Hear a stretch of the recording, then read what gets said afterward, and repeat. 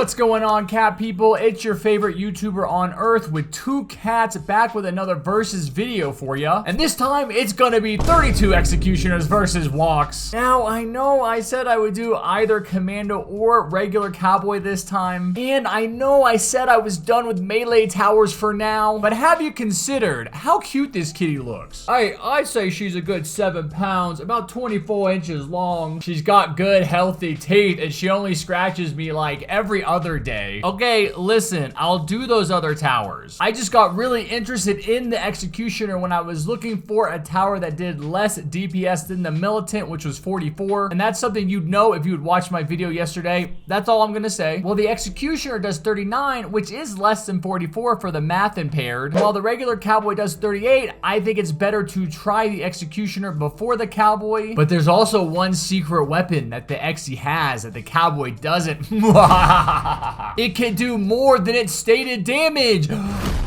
Okay, knock it off. You can see here from the official TDS wiki that the tower's stated DPS does not take into account the fact that the executioner's axe bounces off of multiple enemies, hitting other enemies, even also sometimes hitting the same enemy more than once. This effectively increases the tower's DPS and makes it amazing at clearing out hordes of weaker enemies. I'm looking at you, breakers. And as you're gonna see in this game, the executioners do fantastic against those nasty breakers and pretty much all the enemies that group up, which is basically the entirety of in-game. Of course, the problem is then the executioner's very low damage against single enemies, which is exactly what WOX is gonna be on the final wave, just one single enemy. So while this tower might be able to get us 2 wave 40, I don't know if we're gonna win. You're just gonna have to watch this entire video to find out. Now, another massive limitation that the devs have placed on the executioner is its placement limit coming in at 8 per player, meaning we're not gonna be able to utilize our entire 20 tower placement limit, but that's what makes this challenging, and I don't know how it's gonna end. A couple of other good things about the executioner is that it can handle both flying and hidden enemies, so we don't need any special towers for those annoying flying children, but the hidden detection is too expensive for us to get to before wave 15, so I'll be using a couple of glads in the beginning just to make sure we can get our XC army up and running. Overall, this tower is pretty expensive to max out at 22,800, but because of the fact that this tower hits more than one enemy with each axe throw, they're gonna be able to take over from the gladiators before we max them. Now, one thing I do want to mention up front is that I did have to use a sledger to slow the zombies down. It was either that or put an accelerator in the back to kill them, and I wanted the executioners to be doing as much of the damage as possible, so I decided to go with the sledger. And even with the sledger slowing the enemies down, it still takes the Xy's a little while to kill them, especially those groups of shotgunners. Now, as for the other supports, we use the DJ, commander, and medic, with the DJ buffing the X's range so its axe can hit even more enemies, while also providing a price cut so we don't have to spend as much of our hard-earned dumb monies to max them out. And while we do use the commander here, unfortunately it cannot increase the speed at which the axe travels, so it can only make the executioners actually throw faster, which really doesn't do much to increase the tower's damage. And finally, the medic is going to do an amazing job of removing stuns because she's just good like that. Now I'm gonna give a shout out to my axe throwing teammates for this game. Strike was taken 1, Strike was taken 2, and Neoelli. Now sit back, relax, and grab an axe cat, and I'll see you right back here at the end.